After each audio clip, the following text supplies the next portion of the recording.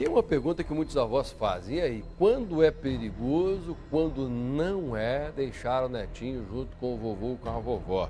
O médico intensivista Rafael Delcher, que está aqui com a gente nos estúdios, vai responder essa pergunta depois que nós ouvirmos o ministro da Saúde, Luiz Henrique Mandetta, fez um alerta, inclusive, sobre os cuidados que nós precisamos ter com a melhor idade. Cuidem dos idosos. Cuidem dos idosos. É hora de filho e filha cuidar de pai, mãe, avó, tia-avó. É preciso ter muito claro que evitar ligar o telefone para perguntar como é que está, mas não levar sistematicamente. Muitas crianças são assintomáticas, elas não desenvolvem nenhuma coriza. Não tem uma avó que não coloque um neto no colo e não encha de beijos. Pedir para que elas não os beijem, não os abracem, não dê colo, seria muito duro. Então, conversar, dialogar, procurar proteger. O momento agora é de proteção. Quanto menos idosos nós tivermos com esta gripe, menos pressão nós colocaremos nos leitos de CTI, já que eles, infelizmente, são os que desenvolvem a maior necessidade de cuidado intensivo. O doutor Rafael, eu fico pensando aqui o seguinte, me corrija se eu estiver errado. Diante da entrevista dada pelo ministro da Saúde, diante de todas as informações que nós já sabemos sobre o coronavírus, significa que só é seguro deixar o netinho com o vovô e com a vovó quando o netinho não sair de casa de jeito nenhum? Vai deixar a criança agora só em casa, porque se ela ficar saindo, principalmente aquela criança que é filha de pais separados, sabe? Para fácil a gente entender. Fica uma semana aqui com o vovô e com a vovó, só com o vovô e com a vovó e com o papai e com a mamãe. Mas aí a outra semana vai para lá. Essa criança que sai e que volta é que é perigo? Ou se, de qualquer maneira, uma criança vai apresentar perigo para o vovô e para a vovó?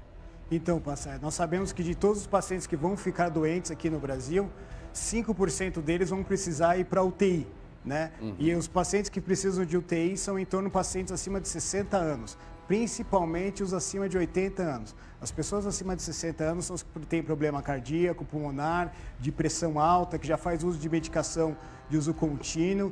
E como o próprio ministro disse, as crianças elas podem apresentar até onde a gente sabe, até agora, né, sintomas mais leves ou serem transmissores assintomáticos. Então, é claro, se uma criança ela ficou em casa todo o tempo, é uma criança que se expôs menos ao risco. Mas uma criança que saiu, que ficou na casa do pai, foi com o pai numa festa no final de semana, depois volta para a casa da mãe, essa é uma criança que teve contato com diversas pessoas diferentes e sim, ela tem maior potencial de contaminar um avô. Contaminar um avô vai ser diferente do que contaminar o papai de 40 anos ou a mamãe de 40 anos, porque o avô ele é mais suscetível a desenvolver a doença grave.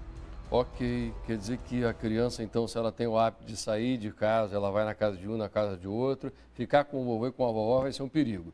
Mas e se por um acaso, doutor, me desculpa, a criança entrou na quarentena junto com os avós e ela não sai de casa e está ali junto com os avós, o perigo é menor.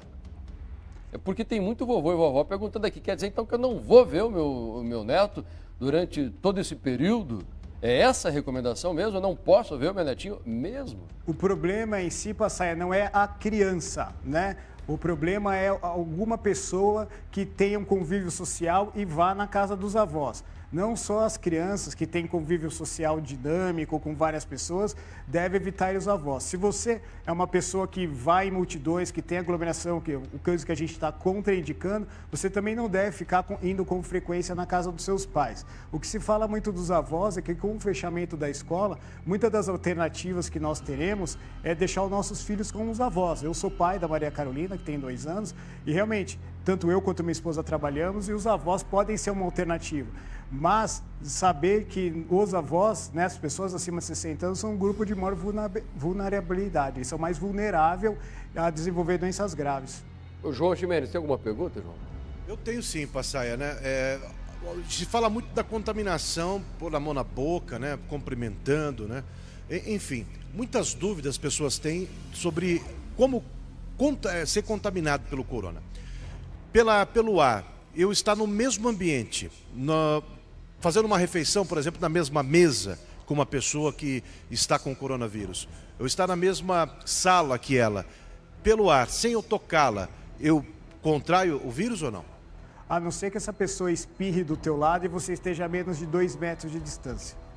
Espirrou do lado, então? Olha só, meu gente. Se a pessoa espirra do teu lado, ela pode emitir o que a gente chama de gotículas, né? E o que transmite o coronavírus são pequenas gotículas, são pequenas partículas de água, assim, de espirro, né? Então, o alcance dessas gotículas vai até 2 metros. Por exemplo, se eu espirro aqui e tem uma pessoa a 2 ou 3 metros de mim, mesmo que eu não proteja o meu espirro, a tendência é que essa pessoa não se contamine. O que nós orientamos é que quem for espirrar, use o lenço descartável para poder espirrar ou use, então, o cotovelo para poder espirrar. Mesmo assim, doutor, desculpe passar, é só mais acrescentar mais uma pergunta a essa que o doutor respondeu.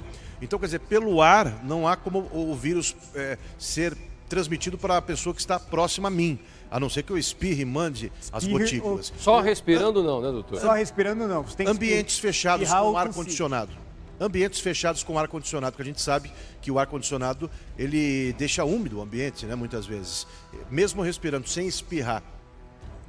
Se você está do lado de uma pessoa que está tossindo constantemente ou está espirrando, aí sim essa pessoa ela pode disseminar gotículas para o meio ambiente. Aí realmente nós temos que ficar um pouco mais espertos, assim, um pouco mais atentos. Mas o fato de você respirar a mais de 2 metros do lado de uma pessoa, aí não é indicação. Tanto que nós falamos para as pessoas que estão assintomáticas e que não estão evitando e que estão evitando aglomerações, que elas não precisam usar máscara.